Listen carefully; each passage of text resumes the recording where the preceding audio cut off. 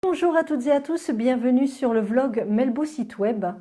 Aujourd'hui, nous sommes dans le coin lecture. Je vais vous présenter 6 livres où vous aurez pour chacun d'eux un petit extrait. Alors, nous irons voir Le fermier qui parlait aux carottes et aux étoiles. C'est, je trouve, une histoire pleine de poésie. Ce fermier est touchant et très attaché à la nature. Il parle à ses légumes dans son potager. Il est très renfermé sur lui-même et au fil de l'histoire, il va devoir s'ouvrir aux autres, s'ouvrir à lui-même. Nous rejoindrons bien entendu l'incontournable Agatha Raisin pour une nouvelle enquête. Pas de peau pour la jardinière. Nous voyagerons un bout de France avec l'auteur Charles Wright, dont le titre est Le chemin des estives. Alors Charles Wright, il est parti, c'est un récit, hein. Il est parti d'Angoulême pour rejoindre Notre-Dame-des-Neiges. Voilà, donc cette partie de France. Et sans un sou. Alors dans l'histoire, ils sont deux. Il y a son ami Parsac. Ils sont deux. Ils vont devoir sans un sou trouver de quoi manger grâce à la générosité des gens et trouver où loger pour la nuit. Donc tout le long de ce parcours. Et finalement, tout le long de ce parcours, eh bien, on s'aperçoit qu'à travers les rencontres, eh bien, on a plus d'une histoire, des histoires intimes de chacune de ces personnes qui seront rencontrées. C'est très intéressant et voilà, c'est notre belle France. Ici, on va voyager aussi, on se trouve au Kenya. Alors ici aussi, c'est un récit, c'est le docteur Astrid Clavé, docteur vétérinaire, qui se trouve donc au Kenya, et il s'agit ici donc de communication animale. Nous continuerons avec Céline Sommer qui se trouve là. Céline Sommer, elle est médium, elle se trouve en Suisse et elle a écrit un livre qui s'appelle Envie. Je vous en dirai un petit peu plus tout à l'heure. Et enfin, nous finirons par le prophète Jiban, avec un petit extrait qui sera tout aussi intéressant. Alors on y va, on commence. Ah, ça fait bip. Ah, j'aurais dû ramener la petite cloche, trop tard. Allez, on y va.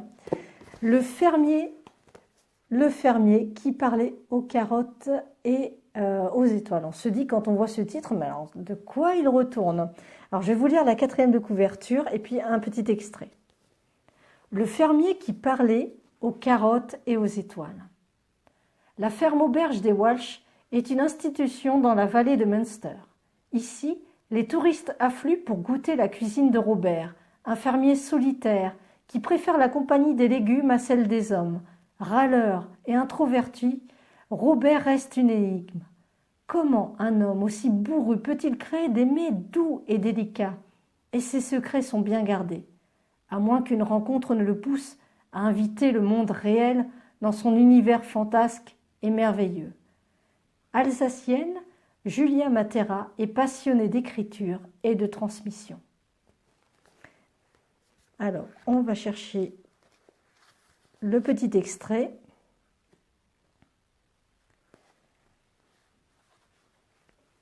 Robert, qui ne s'était pas tourné vers Hassan pour lui parler, lui adresse un léger clin d'œil complice avant de l'inviter à s'accroupir face aux carottes. Côte à côte, ils observent les fans qui dansent sous le souffle du vent. L'orage ne va pas tarder à éclater. Tu vois, comme leurs cheveux vibrent sous la bise, Hassan écarquille les yeux. Oui, il voit nettement la chevelure des carottes. Elles sont très coquettes et aiment sentir l'air dans leur coiffe. C'est pour ça que je les cueille de nuit. L'air est souvent plus doux et les caresse gentiment. La météo a annoncé un gros orage. Ce n'était pas prévu, alors mieux vaut agir avant qu'elle soit trempée. Vous causez comme ça de tous vos légumes?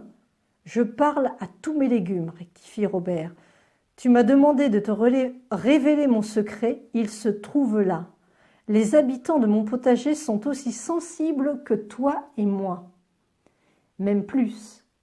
Alors je prends le temps de discuter avec eux et de les distraire et de leur expliquer combien ils sont chanceux de finir dans ma cuisine. Pardon, monsieur Walsh, j'ai un peu du mal à vous suivre. Voilà ce que je craignais. Tu me prends pour un fou maintenant, gronde le fermier en se redressant. L'ado pose une main sur sa cuisse pour le calmer. Robert se remet à genoux, bougon, l'œil triste et la moustache tressautant de tics nerveux. J'aime votre façon de voir les choses, sauf que j'ai du mal à imaginer vos carottes en train de se réjouir de finir en purée ou râpée. Robert pousse un gros soupir de soulagement. Le garçon a murmuré les derniers mots pour ne pas perturber les belles. Ta réflexion est juste. Tu dois savoir que les légumes ont été créés pour être mangés. Quelle serait leur vie s'ils étaient réduits à... Il se rapproche d'Hassan et chuchote à son oreille. À pourrir dans la terre qui les a portés. Hassan garde la bouche ouverte de surprise. Merde alors, ce serait horrible, grandir, mûrir, pour rien du tout. Leur vie n'aurait pas de sens, dit-il, en parlant le plus bas possible. Tu as tout compris, répond Robert, en lui assénant une tape sympathique sur l'épaule. Cette nuit, nous allons les sortir de leur terre nourricière afin de leur donner une nouvelle vie. Demain, les belles seront déshabillées puis apprêtées pour le bal des papilles. Nous continuons cette fois-ci avec une enquête d'Agatha Raisin, pas de peau pour la jardinière. Je vous lis la 4e de couverture. Je vous le mets là. De retour dans les Cotswolds, après de longues vacances, Agatha Raisin découvre que son voisin James Lacey, objet de tous ses fantasmes, est tombé sous le charme d'une nouvelle venue au village. Aussi élégante qu'amusante, Marie Fortune est une jardinière hors pair, et la journée portes ouvertes des jardins de Carsley s'annonce déjà comme son triomphe. Mais une Agatha Raisin ne s'incline pas avant d'avoir combattu, quitte à se livrer à l'une de ces petites supercheries peu reluisantes dont elle a le secret. C'est alors que la belle Marie est retrouvée morte, enfoncée tête la première dans un de ces grands pots de fleurs. De toute évidence, Agatha n'était pas la seule à souhaiter la disparition de sa rivale.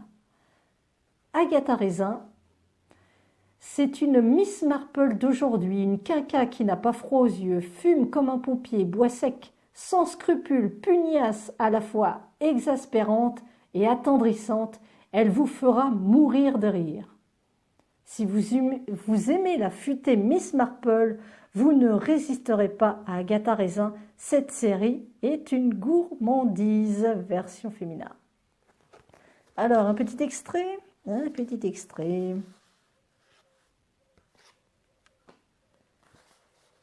À Carsley, l'atmosphère continua de tourner à l'aigre à mesure que les soupçons se portaient majoritairement sur Marie Fortune. Même si Agatha et James Lacey étaient eux aussi de nouveau venus, bizarrement, ce fut elle qui devint la cible des villageois, ce qui ne manqua pas d'étonner Agatha, car à l'origine, la belle blonde avait réussi à se faire aimer de tous. Mais le fait qu'elle fût merveilleuse jardinière et que son jardin à elle fût intact alimenta les soupçons. De son côté, Agatha avait fait jurer le secret à Doris Simpson, son excellente femme de ménage, et Bill Wong était resté bouche cousue. N'empêche, les soupçons auraient dû se concentrer sur elle, dont personne ne pouvait voir le jardin. Et pourtant non, ce fut contre Marie que les villageois se tournèrent. Alors j'espère que déjà ces deux petits livres, c'est totalement différent les histoires, mais vous auront intéressé. On continue avec le chemin des estives. Je vous lis la 4e de couverture. Alors je mets comme ça. Le chemin des estives. Partout, il y avait trop de bruit, trop de discours. Un jour, j'en ai eu marre de cette frénésie et je suis partie. Certains vont chercher le bonheur en Alaska ou en Sibérie. Moi, je suis un aventurier de la France cantonale. Je lorgne du côté d'Aubusson, du Puy-Marie et du plateau de Mille-Vaches. Sans le moindre sou en poche, misant sur la générosité des gens, Un jeune aspirant jésuite s'échappe de la ville et de la modernité avec le désir de renouer avec l'élémentaire.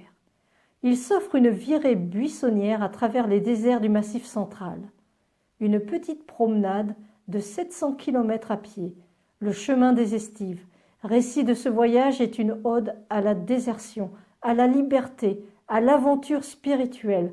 On y croise des figures de Rimbaud, de Charles Foucault, mais aussi des gens de caractère, des volcans, des vaches.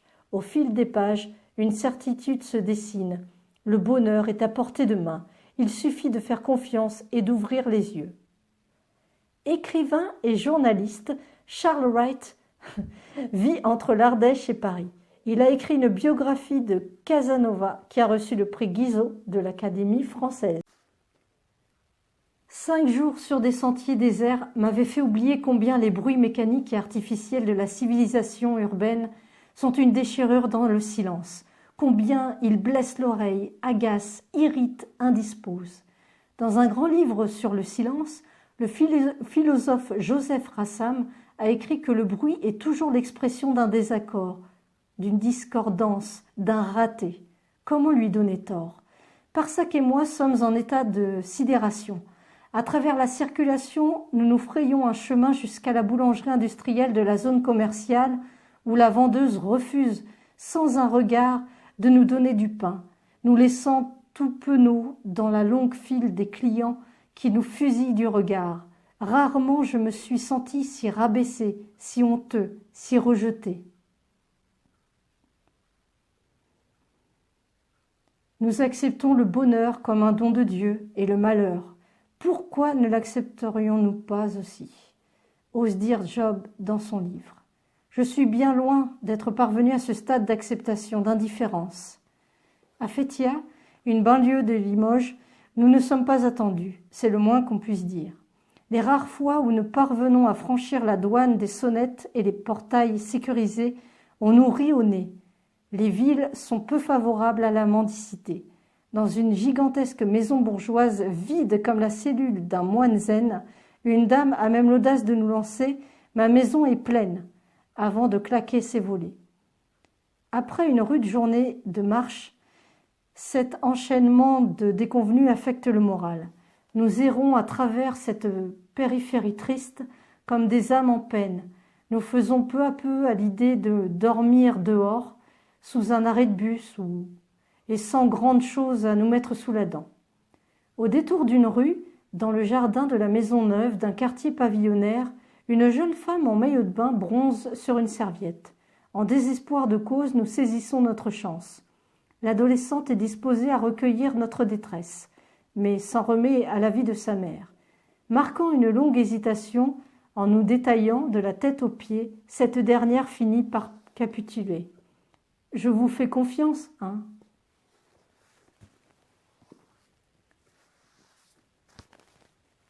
Allez, je vous emmène au Kenya avec les éléphants nous appellent à agir. Un message des éléphants, on aura à lire.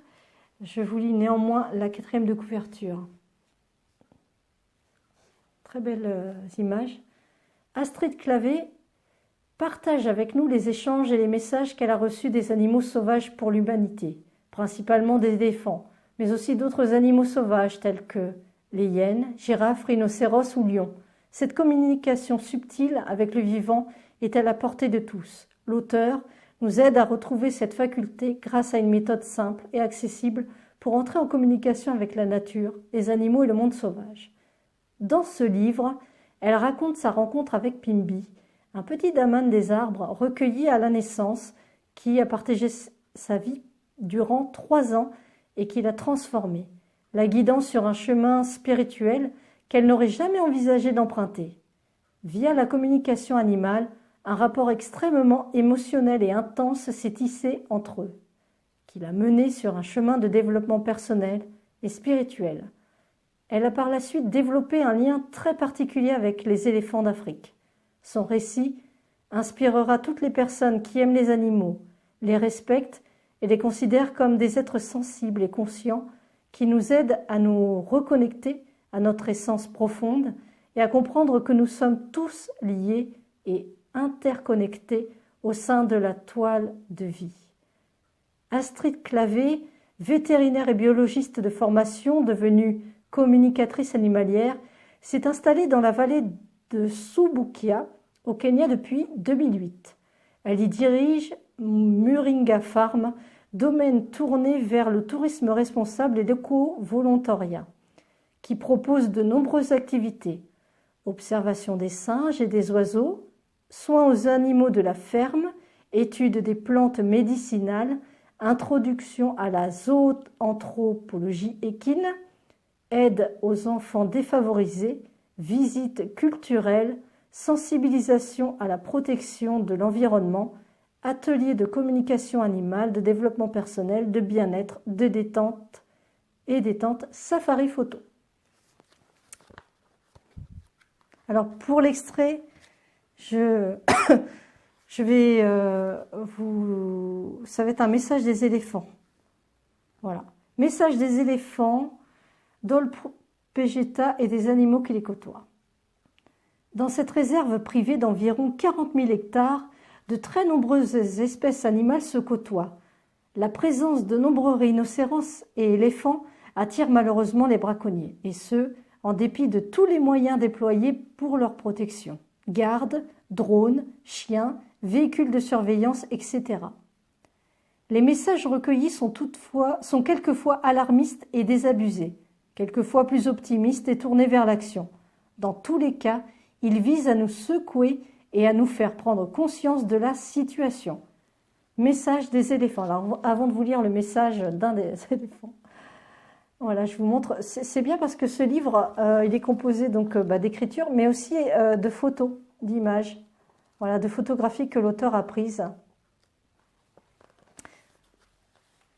Message des éléphants. Conscience de groupe, troupeau de plusieurs individus et mal isolés. Ne vous dispersez pas, suivez une ligne directrice. Être uni ne suffit pas. Il faut être unis par la même intention et les mêmes objectifs concrets. Ne vous laissez pas distraire ou décourager par ce chemin long et difficile, et surtout incertain. Gardez toujours présentes vos valeurs les plus importantes et respectez-les. Restez dignes et sûrs de vous. Ne vous laissez pas influencer, ne laissez pas entrer le doute. Nous sommes les animaux détenant la plus grande sagesse, la meilleure mémoire. Nous avons des connaissances très importantes que nous transmettons. Nous sommes un maillon primordial de la chaîne. Toutes les autres espèces terrestres dépendent de nous. Sans nous, les espèces plus petites ne peuvent pas prospérer. Sans nous, il y aurait trop d'arbustes, de broussailles, de forêts, et les autres espèces ne pourraient plus trouver leur place. La matriarche sait où trouver de l'eau, et les autres espèces suivent le troupeau et boivent à leur tour. Les éléphants font également souvent des trous d'eau qui profitent aux autres animaux. De plus, nous fertilisons la terre avec nos crottins car ils sont abondants et de grosse taille. Grâce aux graines des variétés diverses que nous transportons et que nous dispersons, nous favorisons la repousse des arbres. Nous avons beaucoup à enseigner sur l'esprit de famille, l'entraide, les sentiments, la bienveillance, la spiritualité, au sens de connexion avec l'univers. Alors, je vais vous lire la 4e de couverture. C'est une sommaire et médium. Elle a sorti ce livre qui s'appelle Envie. Elle fait aussi des méditations. Vous pouvez la retrouver sur son site internet. Alors, envie.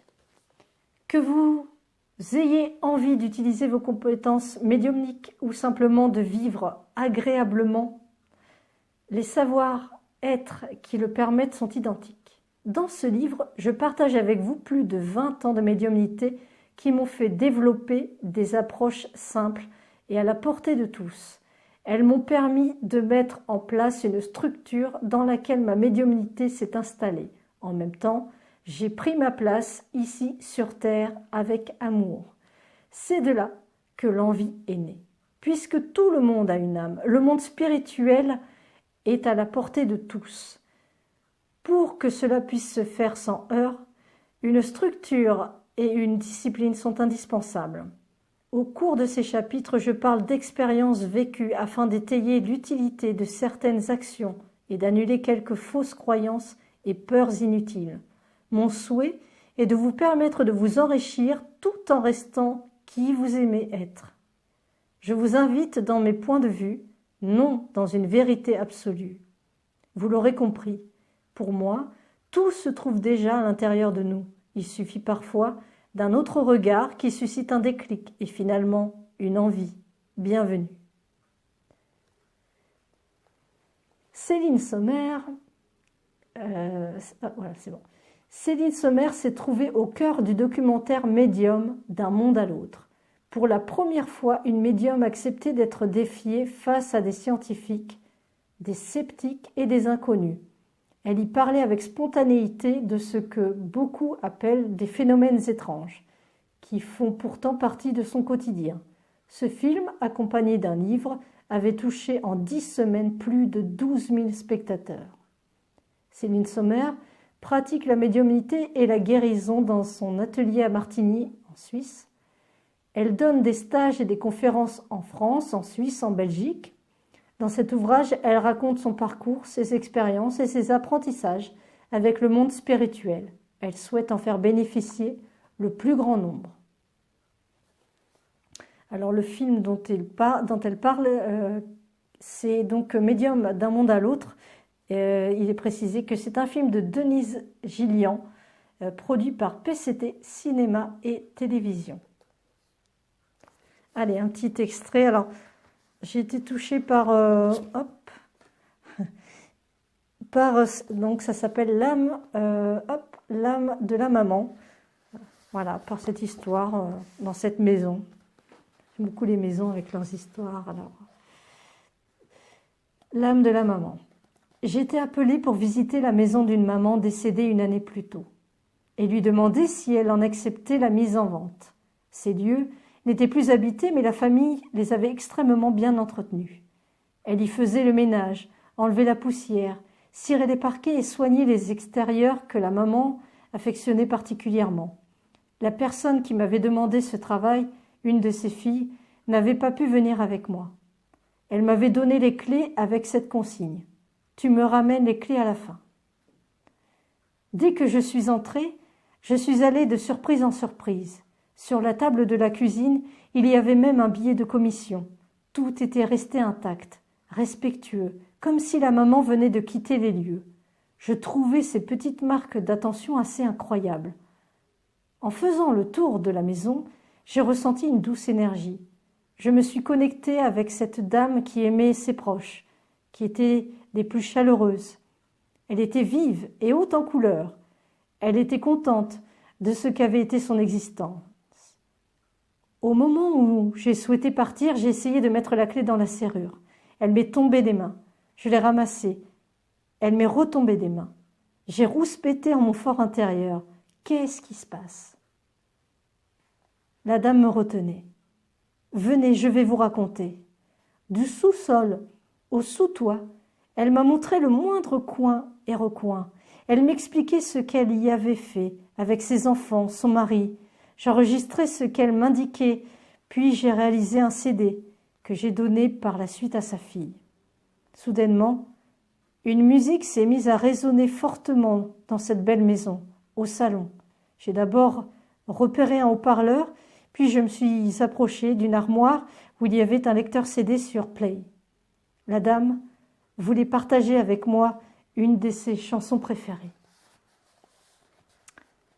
Je suis une seconde fois sortie. La clé n'entrait toujours pas dans la serrure. « Attendez, me dit-elle, vous devez encore voir ça. » La maman m'a conduite vers une grosse horloge à l'intérieur de laquelle il y avait une phrase gravée en anglais. « Le bonheur est pour tous. Dites-le à tout le monde. » La dame me répétait en boucle de passer ce message aux gens qui la connaissaient. « Je vais le faire, ai-je promis. Et il connaîtra une diffusion encore plus large maintenant que je vous le raconte ici. J'ai montré cette phrase cachée à sa fille qui ne l'avait jamais remarquée. Lorsque j'ai pu enfin sortir de la maison, je me sentais remplie de bonté, de chaleur, d'amour et enrichie par les confidences de cette dame. Elle me montrait aussi qu'elle était prête et que sa famille pouvait vendre la maison, qu'elle ne disparaîtrait jamais de leurs souvenirs. Le matériel, ils pouvaient s'en débarrasser.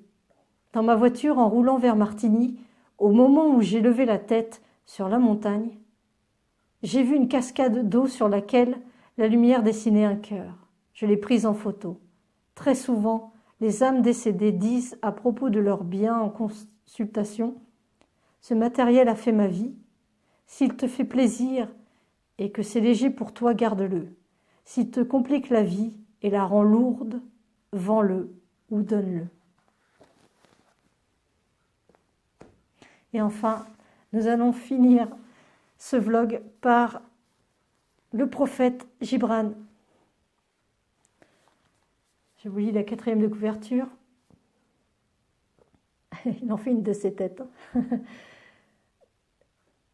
Les grandes questions de la vie seront toujours les mêmes, les réponses aussi. Pourtant, il faut se les poser tout le temps. Où allons-nous?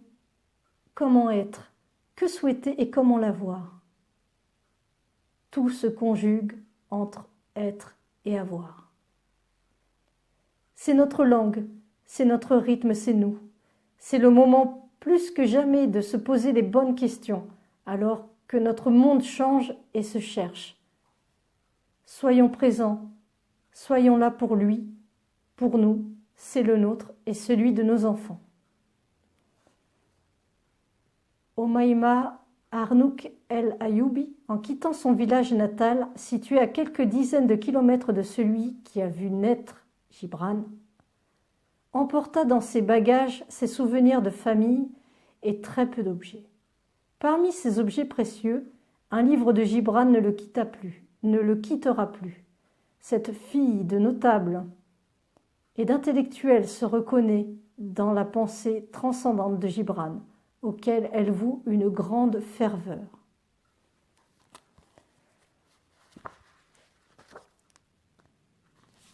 Alors, un astronome lui demanda de leur parler du temps. Le temps. Tu veux mesurer le temps à l'infini et sans mesure. Tu veux ajuster tes actes selon les heures. Tu veux contrôler tes aspirations selon les saisons. Tu veux faire du temps un ruisseau, t'asseoir et le regarder couler. Mais l'intemporel en toi sait que la vie est intemporelle. Il sait qu'hier est le souvenir d'aujourd'hui et que demain est son rêve. Ce qui en toi chante et contemple se souvient toujours de ce premier moment où les étoiles se sont dispersées dans l'espace. Celui qui sent l'amour illimité habiter en son cœur sait qu'il peut passer d'un acte d'amour à un autre, ou d'une pensée d'amour à une autre. Le temps, comme l'amour, est une unité indivisible qui réunit tous les éléments. Si tu dois mesurer le temps selon les saisons, fais que chacune enlace toutes les autres et que le présent s'unisse au passé par le souvenir et au futur dans l'attente. C'est ainsi que s'achève ce vlog. J'espère que ça vous aura plu. Je vous souhaite à toutes et à tous un bon week-end et vous dis à bientôt.